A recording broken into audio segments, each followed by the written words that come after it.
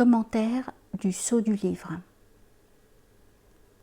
Le lecteur qui pense trouver dans cette conclusion pourtant assez développée un rapide ta'wil, herméneutique spirituelle, ou un commentaire succinct des chapitres qui précèdent, sera peut-être déçu. C'est seulement à l'occasion de séances de lecture de ses propres traités qu'Ibn Arabi accompagnait ses certificats de samah, de quelques explications orales portant uniquement sur des points de doctrine délicats. Même si en l'occurrence quelques clés de lecture et éclaircissements seraient bienvenus, ce n'est point dans cette conclusion qu'on les trouvera. Du reste, rien ne peut remplacer la vue pénétrante et le dévoilement intérieur que Dieu accorde à ceux qui s'efforcent vers lui d'un zèle sincère et d'un cœur purifié. Ou l'on est par vocation un adepte de ces contemplations, et alors on peut les comprendre implicitement, ou bien la porte en demeure fermée et tout commentaire a posteriori apparaît superflu. Comme il le fait observer, le but de ces pages est de confirmer la validité de ces dévoilements noétiques et de ces contemplations hiératiques par le triple témoignage digne de foi tiré du Coran, des hadiths du prophète et de la tradition. Cette brève justification est suivie d'une leçon sur la connaissance illuminative par le cœur et se termine par une apologie des degrés de la rectitude. C'est donc pour édifier son auditoire et pour certifier l'authenticité de son enseignement qu'Ibn Arabi invoque l'autorité du livre saint et de la sunna, pour offrir ensuite un aperçu sur la gnoséologie du cœur, dont les différentes facettes sont tournées vers les présences divines, hadarat, durant le parcours de la voie. On relève au passage le hadith de la malléabilité du cœur qui est entre les doigts du miséricordieux. Il faut remarquer la sélection des versets coraniques en tête desquels figure le don de la connaissance innée, qui préside à la guidance des prophètes et des awliya. C'est sous la directive de la sagesse divinement inspirée qu'Ibn Arabi place la rédaction de son traité. La même démarche motive le choix de quelques hadiths du prophète. Quelques aphorismes sur la science divine sont présentés comme relevant de la tradition prophétique, mais leur style est trop moderne et porte la marque de l'auteur. La science est une lumière que Dieu a déposée dans les cœurs intègres. Elle y brille comme une lampe. Plus probant est le célèbre hadith An-Nawafil, instaurant le serviteur rapproché comme porte-parole de Dieu. Parmi les sources traditionnelles, le cheikh retient les témoignages exaltant la grandeur de Dieu et le caractère inépuisable de sa sagesse qui s'expriment dans le livre saint. C'est surtout le propos du premier imam Ali évoquant le mystère de l'alif du nom suprême, Ism Azam, Allah, qui mérite attention. Sans doute est-ce là une allusion à la fameuse Khutbat el-Bayan. D'après la version horrifique, kabbalistique, de ce prône, Ali prononça 70 formules de louange sans recourir à l'alif, ce qui du point de vue grammatical est un exploit. Cet enseignement sur la transcendance de l'alif, symbole de l'essence, s'est perpétué dans la tradition hermétique transmise par le 6e imam, Ja'far as-Saddiq, à travers son célèbre disciple Jabir ibn Hayyan, dont l'auteur des Futuhat se réclame volontiers. Cette triple confirmation fondée sur le livre révélé, le hadith et la sunna visent à légitimer la voie du kashf, dévoilement, connaissance visionnaire, permettant de décrypter le sens ésotérique du livre des contemplations et la floraison de ses symboles. La suite de l'argumentation porte essentiellement sur les modalités d'acquisition des réalités divines grâce à la connaissance du cœur en tant que pivot central des théophanies. Ibn Arabi a rédigé sur le même sujet un opuscule adressé à l'imam théologien Fakhreddin Razi, intitulé « Épître sur les facettes du cœur ». Il s'agit d'un leitmotiv du soufisme, et son exposé s'inspire nettement d'un des plus célèbres traités de l'Ihya de Razali. Nous pensons au fameux traité intitulé « Kitab Sharh Ajaib al-Qalb », qui demeure avec les sections correspondantes du Qut al-Qulub de Makki, une des références classiques. Razali dégage notamment le symbolisme du cœur qu'il compare à un miroir, à une perle dans sa conque, à une coupole avec ses différents orifices. Les théosophes, écrit Ibn Arabi, représentent le cœur comme un miroir de forme circulaire comportant 6 ou 8 facettes, chacune déterminant une orientation théophanique particulière vers le divin. Leur ensemble représente les modes d'accès à la connaissance mystique. L'exposition du thème prend un tour polémique, car Ibn Arabi a conscience d'en donner une interprétation sensiblement différente de celle de Razali. Et il introduit au beau milieu de son développement deux digressions étroitement liées, à savoir une controverse d'école sur le nombre des aspects du cœur et une argumentation portant sur l'article de Razali contre l'innovation doctrinale. Nous allons examiner ces deux points. Dans la mesure où le cœur du gnostique se tourne vers Dieu dans la contemplation, chacun de ces actes d'orientation, tawajuhat, est comme une face ou une facette, wajh, disposée à recevoir l'influx de sa lumière. Comme les orifices de la coupole du microcosme spirituel chez Razali, ces facettes du cœur sont autant de portes donnant accès à la contemplation. En effet, la catharsis du soufi conditionne l'effusion des différentes présences théophaniques qui viennent l'illuminer et le rendre progressivement brillant et limpide, tel un miroir. Le mystique fait l'apprentissage des mœurs de Dieu en se conformant aux disciplines ascétiques et aux luttes spirituelles qui doivent le mener à l'union parfaite dans la volonté et l'amour divin. La méthode d'introspection permettant d'ouvrir le microcosme intérieur à l'impact des différentes présences théophaniques énumérées rappelle évidemment la technique soufie de la prière ou invocation du cœur, Vikr al-Qalb, universellement pratiquée par les hommes de la voix. En tant que réceptacle épiphanique des attributs de la divinité, l'organe subtil, latifa, du cœur, reste l'instrument privilégié de l'unio mystica. C'est ce que montre l'énumération des différentes présences divines que l'auteur associe aux règles disciplinaires du soufisme.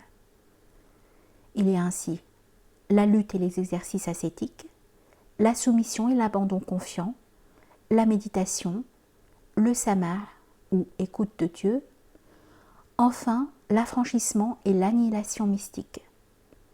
L'énumération de ces hadarat est conçue dans l'ordre ascendant de la voie unitive. Ibn Arabi relève un désaccord parmi les théosophes et les détecteurs spirituels concernant le nombre de ces facettes du cœur, 6 selon certains, 8 selon d'autres. L'enjeu semble être l'herméneutique de la connaissance que les théologiens du kalam, ici les ash'arites, conçoivent bien différemment des soufis, du fait qu'ils excluent le dévoilement intérieur et l'inspiration mystique dont se réclament ces derniers.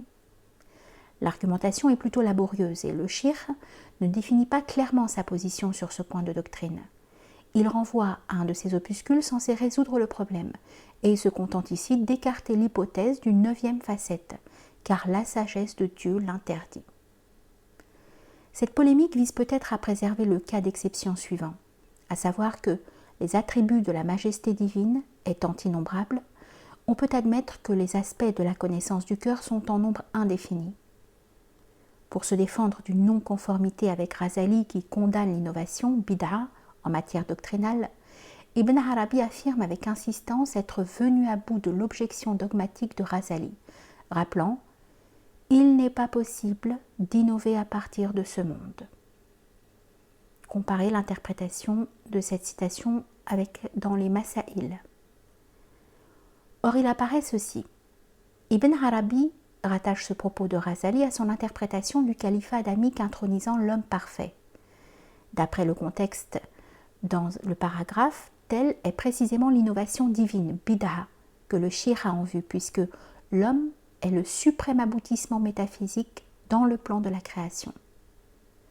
Reprenant cette idée dans un passage des Futuhat, où il cite encore cet article de Razali, le shir remarque « Il n'y a pas de plus parfaite forme à concevoir que celle dont est créé l'homme parfait. » Il vise ainsi la nature divine qui se trouve cachée sous la forme humaine, ce qui lui permet de conclure qu'il existe alors dans le monde une chose plus parfaite que la forme humaine, qui est la présence divine. Si nous avons bien cerné l'enjeu de cette argumentation, la conception théosophique de l'homme parfait chargé de manifester le mystère de l'essence et des attributs divins en ce monde implique que c'est Dieu même qui innove dans l'autre monde, dans le plérôme, en décidant d'instaurer un vicaire sur la terre chargé de témoigner et de répondre de lui. Si bien que l'innovation vient de Dieu, al-Badi', et ne relève pas d'une coupable initiative de l'homme.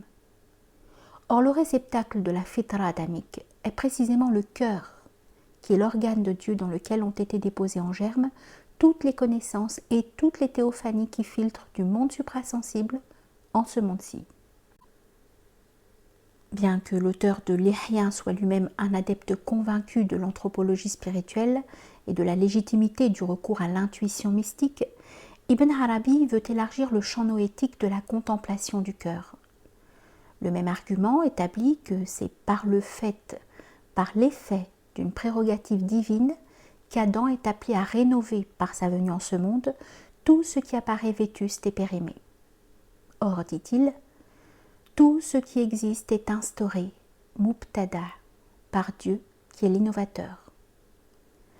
Il saute aux yeux qu'Ibn Arabi innove en s'abritant derrière le nom du Badi' pour contourner l'interdiction de Ghazali et asseoir son anthropologie spirituelle. Je crois que cette analyse éclaire la portée de la discussion. Ibn Arabi ne veut pas être taxé d'innovation en matière doctrinale, bien qu'il n'ait jamais rien fait d'autre pour notre plus grand profit. Le ton devient presque sarcastique à l'endroit de ceux qui pourraient lui en faire reproche. Ceux-là sont trop bornés pour saisir la portée supérieure de son enseignement. Et ce message s'adresse à un auditoire plus large que celui de ses adeptes, son souci étant de ne pas se mettre à dos les partisans du théologien Ghazali, dont l'autorité est universellement admise. Quoi qu'il en soit du nombre de ces facettes du cœur et de leur homologation variable aux présences divines, elles ont la vertu d'associer les lumières de la contemplation au degré de la purification. Et l'auteur de rappeler que la théophanie se produit dans la mesure où le miroir du cœur devient pur et limpide, et que le dévoilement advient dans la mesure où s'ouvre une des portes de la volonté. En effet, au départ, le cœur est recouvert comme d'une pellicule de rouille, qui fait écran entre lui et la théophanie, et qui déforme sa vision, comme la myopie pour l'œil. Cette rouille qui corrompt le cœur vient de l'amoncellement des voiles illusoires et des formes sensibles, auxquelles s'est attachée l'âme charnelle avant de s'engager résolument sur la voie de la résurrection spirituelle. C'est sur cette dernière perspective qu'insiste Ibn Arabi en conclusion, proposant une exégèse de la voie droite, as-sirat al-mustaqim. Il va de soi que la droiture ou rectitude dont Ibn Arabi fait l'éloge vise à rétablir l'homme dans la parfaite stature divine, qui est celle d'Adam avant sa chute du paradis. C'est ce qu'indique le verset où il est dit « Nous avons créé l'homme dans la meilleure stature, puis nous l'avons ramené au plan le plus inférieur. » La reconquête de la belle stature implique un redressement éthique et spirituel envisagé selon 7 degrés de droiture, ayant respectivement pour critères les 3 aspects de la conformité au prophète Mohammed comme éclaireur providentiel de la voie droite. D'après un hadith sous-entendu ici, le prophète a déclaré « La sharia, loi religieuse, ce sont mes paroles, aqwali. La tariqa, voie spirituelle, ce sont mes actions, af'ali. La haqiqa, vérité divine, ce sont mes états intérieurs, ahwali. » Il est très rare que l'homme puisse réunir les 3 aspects de la droiture requise. La droiture par la parole, par l'action et par le cœur. Le véritable adepte de la rectitude est l'homme droit par sa parole, par son action et par son cœur. Celui-là est le parfait accompli. Il a réalisé en lui-même l'ordre intimé par Dieu au prophète. Redresse-toi comme il t'est ordonné. Cette noble conception de la rectitude est un ethos commun à l'islam et au christianisme. Il s'agit, déclare saint Paul, de constituer cet homme parfait dans la force de l'âge qui réalise la plénitude de Christ. On laissera le dernier mot au jeune maître. Le vrai sage est celui qui est gouverné par la sagesse et captivé par l'écoute du prône divin, qui le fait s'appliquer à la vigilance dans chaque instant de sa vie.